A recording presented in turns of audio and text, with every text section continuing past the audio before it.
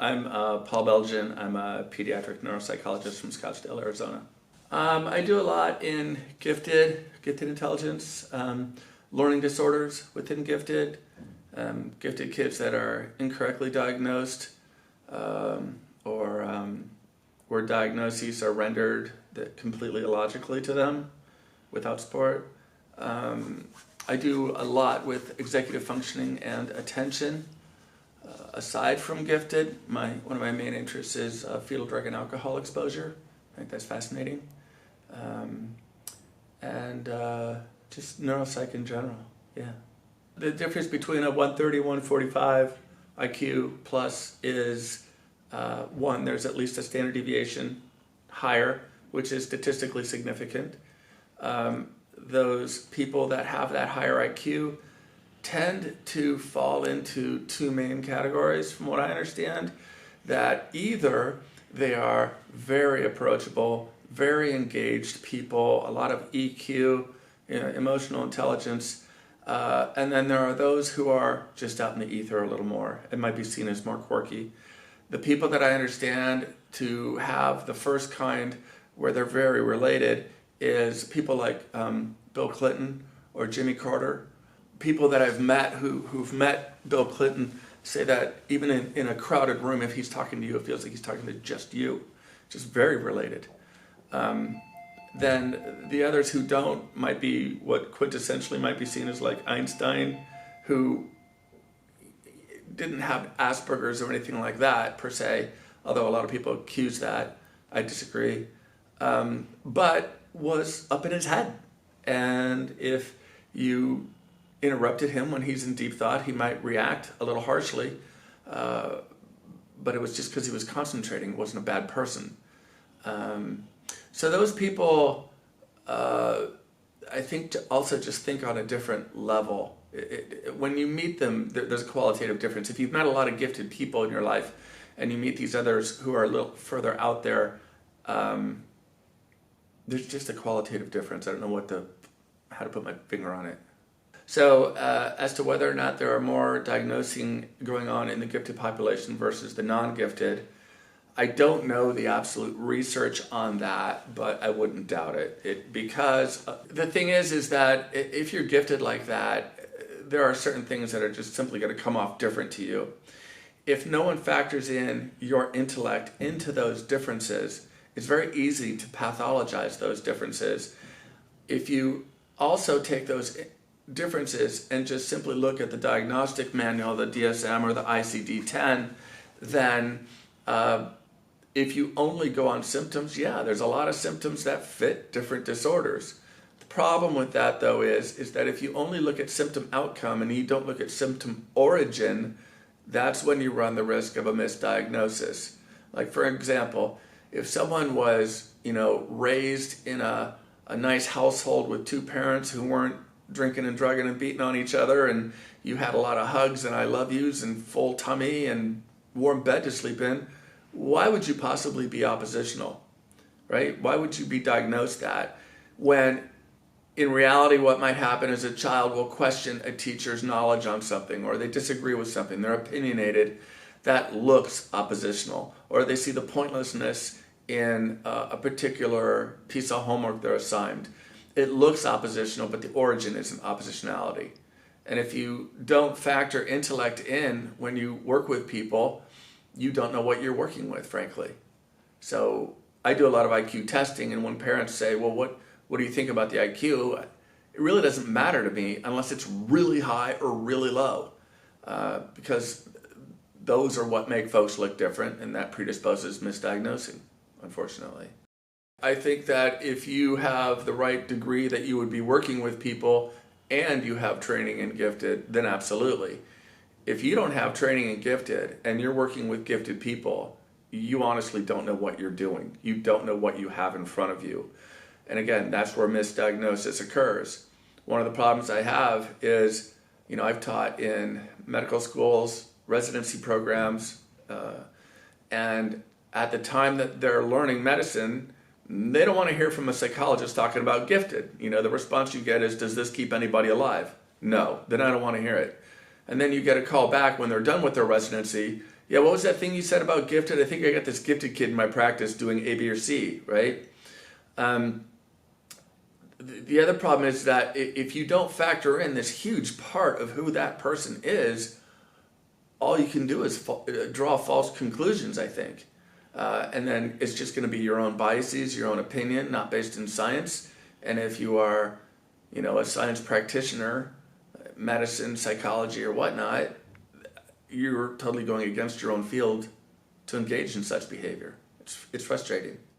Yeah, and I see there's a lot of people too who get their degree, hang out their shingle, start their practice, and think they can be all things to all people, and they don't have the training. There's too much there to be trained in everything. So to be a general practitioner like back in the day doesn't really work as much anymore because we know so much more. I know people that simply would go to a conference or something and then they call themselves a neuropsychologist, or they read a gifted book. Oh, I'm a gifted expert, and you're simply not. The thing that people need to know about their 145 kid is that they need wiggle room, right? They need space to figure things out. They also drastically need parenting. I find way too often in my practice of gifted that the child is treated on equal footing with the parent, and it's dangerous because even though you're very smart and you can talk about something at a high level and seem very abstract, you're still your developmental age. So it's inappropriate, for instance, to say, well, I allow my 6-year-old to argue with me because if I don't argue with him, he'll lose that skill, and he's really good at arguing, or he's really good at negotiating. And my response is, he's not good at negotiating. He's 6, he's egocentric. He's not negotiating with you and me in mind, it's me in mind. That's it. So if there aren't the appropriate boundaries, and literally teaching that child how to become adult, which is what parenting to me is all about in part, then that child never learns respect for authority, or, and I don't mean to sound sinister that way, but respect for some of the garden variety things in society that help us easily get through society. And again, they come off again like a square peg, or they're rude and not aware of it, or think the world revolves around them, or if that you're not as bright as me, you don't exist to me, things like that. So I think no matter how high the IQ, the parenting is key. My experience of neurological differences, and I've tested a lot of kids and a lot of gifted kids, is honestly no difference. You get a range of people within every range of IQ. So you're going to get people that have learning disorders and ADHD and OCD and anxiety disorders and things like that. What I find in them is you get more of, right? So what is going to be expressed might be expressed more intensely. There might be more existential questions in the things that they express. But as far as, do they show inattentiveness or impulsivity any more than the next guy? No, I don't see stuff like that. The misdiagnosing that I see falls into two categories. One is pure misdiagnosing. So for example, autism spectrum disorder is way overdiagnosed. It's way misdiagnosed in this population. If you're a little bit odd, a little bit of a square peg, you're going to get diagnosed with autism, whether or not you have the symptoms or not, in America anyhow. The bar has been brought so low on autism that unfortunately a disorder like Asperger's isn't even a disorder anymore. And I thought it was a very explanatory disorder. So anyhow, there's that. ADHD is misdiagnosed frequently because it's a disorder like autism that's largely defined by its symptoms and not by its testing. Or the people who do the testing in it don't test in a robust way. So they give 1 or 2 tests and say, well, this is what it is, when they're just scratching the surface of what they think they're looking at. The other kind of misdiagnosing I call differential diagnosing. And those are diagnoses that have gotten into the public lexicon that aren't accurate. Like, for example, someone might say that their child has a sensory integration deficit. And that they do a sensory diet or things like that. And that's fine. However, I would suggest that that's more of an asynchronous development issue and it isn't a true sensory issue in the sense of a deficit. What it likely means is the sensory system is working really well. It overwhelms the frontal lobe system, the neostriatal system that's going to inhibit that kind of feeling when it gets too high, right? But if those other systems are developing at a regular pace and the subcortical brain is already produced, right, where you're going to process some sensory and autonomic things like that, those feeling experiences are going to be more in the forefront of your brain. Like, even something as simple as you can't stand the tag on the back of your shirt, right? Okay, so I do a sensory diet with you. I rub your back with a rabbit pelt, deep hugs, whatever. Let you jump on a trampoline for a while. Well, that's going to feel good for anybody. And it doesn't fix anything. What it does is it soothes you at the moment. And if you do it for years and years and years, yeah, you're going to say it fixed it. But what really happened is you developed out of it because you don't meet adults with sensory integration deficit, right? Another one is working memory deficit. Working memory is actually a very complex topic, and a lot of people simply misinterpret it as short-term memory, all right? The problem is it's much more complex than short-term memory, and I would argue that you can't have a working memory deficit and be smart, because part of working memory is how much information can you juggle at one time, and part of being intelligent is being able to ferret your way through a lot of information at one time and hold information and see how it applies to other things. What you get frequently that causes working memory to be misinterpreted is the child might have some inattention about them. And so they don't encode everything into their working memory that should have gotten encoded. So they start saying, I forget, I forget. What's your math homework? I have math homework. What is it? I forget. So let's say the teacher said, you have math homework tonight, do page 37, do every other problem in the left-hand column, right? Mostly that's short-term memory. There's no working memory to that. However, if my attention blipped for a second and I missed one word of that tight instruction, I'm not going to know what it is. But as a 7-year-old child, what am I going to say when my mother asks me what's my homework? I'm not going to say, gee, Mom, I blipped for a second and didn't encode a key word. I don't know. What I'm going to say instead is, I forget, because I knew I was in the room and I knew I heard it. When that happens enough, then people start, saying maybe there's a diagnosis there, that sort of thing. But again, it's being put on them without standardized testing. We have the tools for this, so we should use the tools for that to figure these disorders out.